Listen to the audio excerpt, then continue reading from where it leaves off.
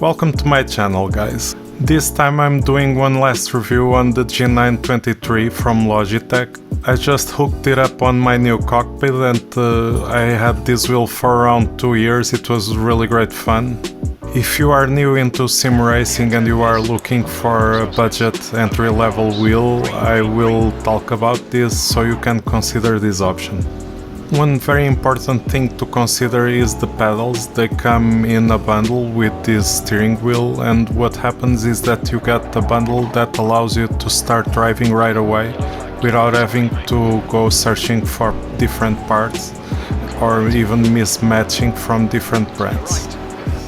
You can still work with these pedals, but of course it's a bit odd and you have to be very gentle, maybe only use the toes to really press them almost, because as someone that's very big and has very big feet like me, these pedals feel very small.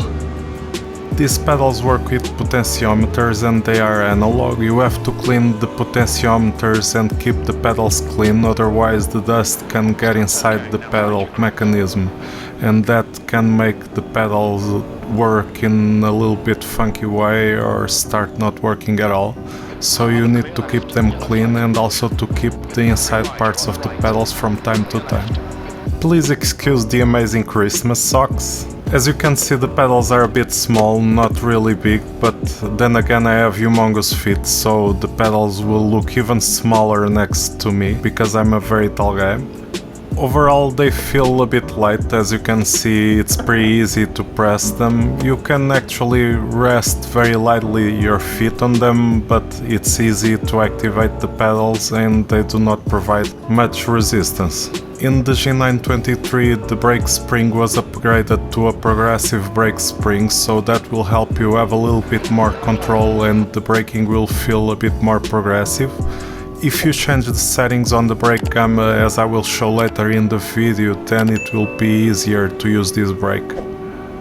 At around this price point, these pedals have better build quality than anything else on the market. They are made out of metal, fully out of metal. Inside the pedal base you also have metal cradles that hold them, and they are really sturdy, only lacking in the adjustability department. Now for the main star of the show, the steering wheel and wheelbase. The steering wheel is of really high quality and has a lot of buttons. Everything is very useful and well designed. As we know, the force feedback is not very strong regarding Newton meters, but it doesn't mean it cannot be used. Driving and talking, I might mess up this big time. So with this wheel you will still have a lot of detail to work with, but everything will be really small and subtle. You really have to hold the wheel really light so that you can feel all the little details, otherwise your grip will mute many of the details that you get. Later in this video I will leave my favorite settings for the G923 in Assetto Corsa. On some cars the gyroscopic forces from the rear wheels are very subtle and then they become very hard to feel compared to the forces that come from road surface or suspension.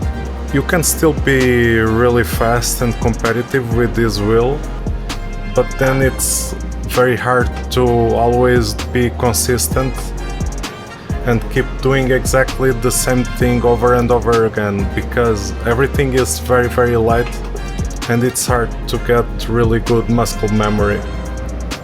In my last G923 drive I went into the car and track which I had more experience in, Spa and the Ferrari GT2. I was very surprised to do my new personal best lap time now. Even though I've been using Thrustmaster load cell pedals and also a Thrustmaster belt driven with medium level Newton meter force. At this moment I also have fanatec high Newton meter direct drive and also some fanatec load cell pedals. High-end gear can be a lot more fun and make it a lot easier to be very consistent or even drive cars and tracks that will be harder because you can feel more things easier. But if you are also driving by visual cues with a fast refresh rate monitor, then you can be really fast on an entry-level wheel like this Logitech G923. Provided that you know what to do with the car, the setup, you know the track really well, how to drive, etc. You will still get many of the driving cues from this force feedback. As you can see, you can still recover the car on some spins. I'm trying to throw it around to get the feeling for it. With the smaller force feedback, it will always be about compromise. You need to adjust the settings in a way that you get the feelings that you want out of the car, but you will always be compromising some of the other feelings that you could be getting with more Newton meters or a direct drive. With the G923 you might end up changing the force feedback settings on each simulator a few more times, even using LUT files or custom force feedback files on some others, trying to compensate for the shortcomings of the force feedback in this wheelbase. I like that the design is mostly black and it gets a little bit more sober look. This leather is of really high quality and low maintenance, and the rev lights are a welcome addition that work well on most titles. Mounting it on a table is really quick and easy with the table clamp. The cables are also organized inside and underneath the wheelbase. Just make sure your table is not too wobbly, otherwise you will be losing a lot of detail in force feedback. You can also mount this wheelbase and pedals into a cockpit. I was able to find 2 holes on my playseat trophy for the pedals and use the 2 holes for the wheelbase as well. The cockpit really helps because you get everything a little bit more consistent across the board, because you're sitting every day in the same position and everything is in the same position. A cockpit or load cell pedals are some of the first upgrades recommended for people upgrading over a G923 for a good reason. The steering wheel still gives you precision while driving and the force feedback is still quite usable. At this present moment in time in 2023, I think that this wheelbase is still quite useful for newcomers into the sim racing world. Especially if you buy it second-hand or find a really good deal in some shop sale. You can get it for between 200 euros or a little bit more depending on where you are. I think that can be still a really good price for the whole bundle. My conclusions are positive and I hope you guys enjoyed this video.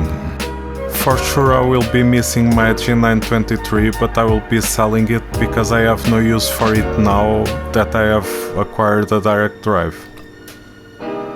I'll be sharing with you guys my best settings for the Logitech G923. With these settings I was able to do a 2 minutes 16 seconds and 1/10 on this track, so I think these settings were quite good for what they are.